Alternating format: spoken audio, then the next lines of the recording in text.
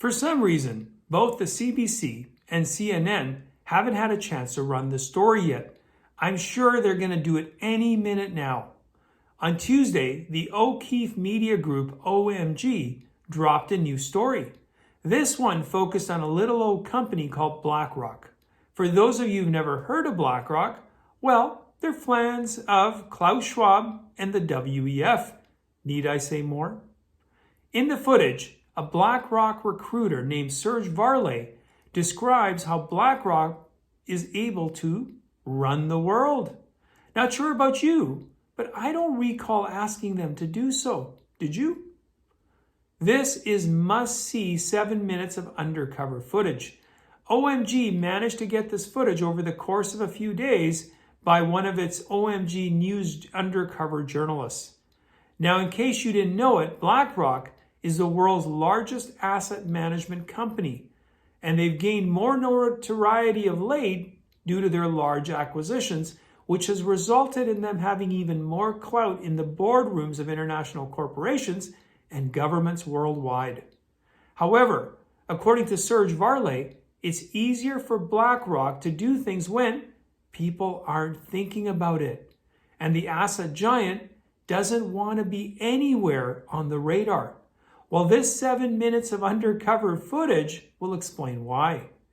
Serge Varlay told OMG's undercover journalists that BlackRock manages $20 trillion worldwide. According to him, it's incomprehensible numbers. I would tend to agree. BlackRock has over $9.5 trillion of assets under management. That's larger than the GDP of all countries on the globe. All countries except the US and China.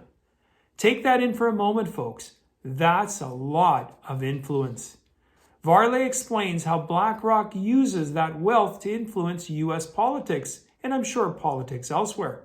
And I quote, "The senators are effing cheap. You got 10 grand? You can buy a senator."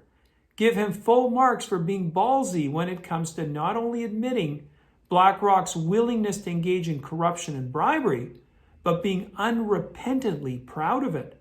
In the video, he is heard saying, "You can take this big effing ton of money and buy people. I work for a company called BlackRock. It's not who is the president, it's who is controlling the wallet of the president. You could buy your candidates. First, there is the senators. These guys are effing cheap. Got 10 grand? You can buy a senator. I'll give you $500K right now. It doesn't matter who wins. They're in my pocket."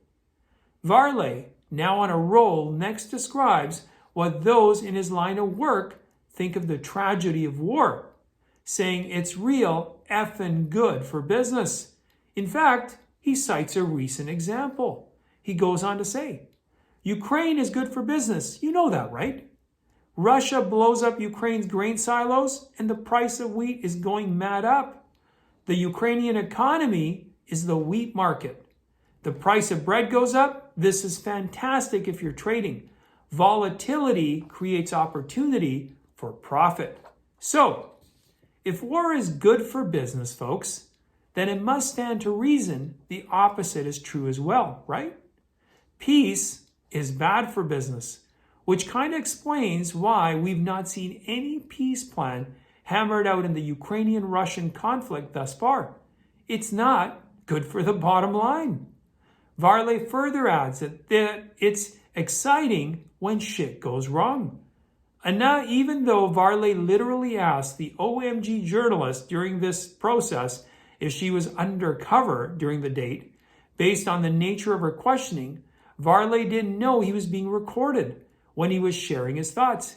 He was skeptical of the reporter's questioning because normal people don't give a shit about these harsh realities. It's beyond them, says Varlay. Think about that. Think about what he just said. Normal folks don't give a shit about these harsh realities.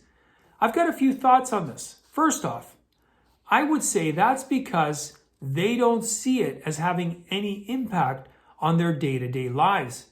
They're apathetic about it. Why? Because we live amongst shallow thinkers. They've not been encouraged or taught to think with any depth on matters. They simply go with their first knee-jerk reaction and don't think through all the ramifications or actions and events. Why? Because we have a failed public education system, one that doesn't teach, but instead indoctrinates. Secondly, we have a dishonest mainstream media. They are essentially corporate conglomerates themselves. They are in the entertainment and disinformation business, not the news and information one. Lastly, investigative journalism is so yesterday. Why? Because journalism schools are run by Marxists and communists. So those coming out of them primarily lean towards one worldview, and that's predominantly left.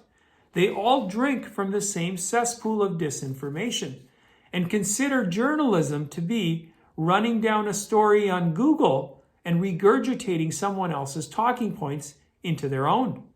In light of all of that, it's no wonder that most normal people simply eat up any old narrative they're sold.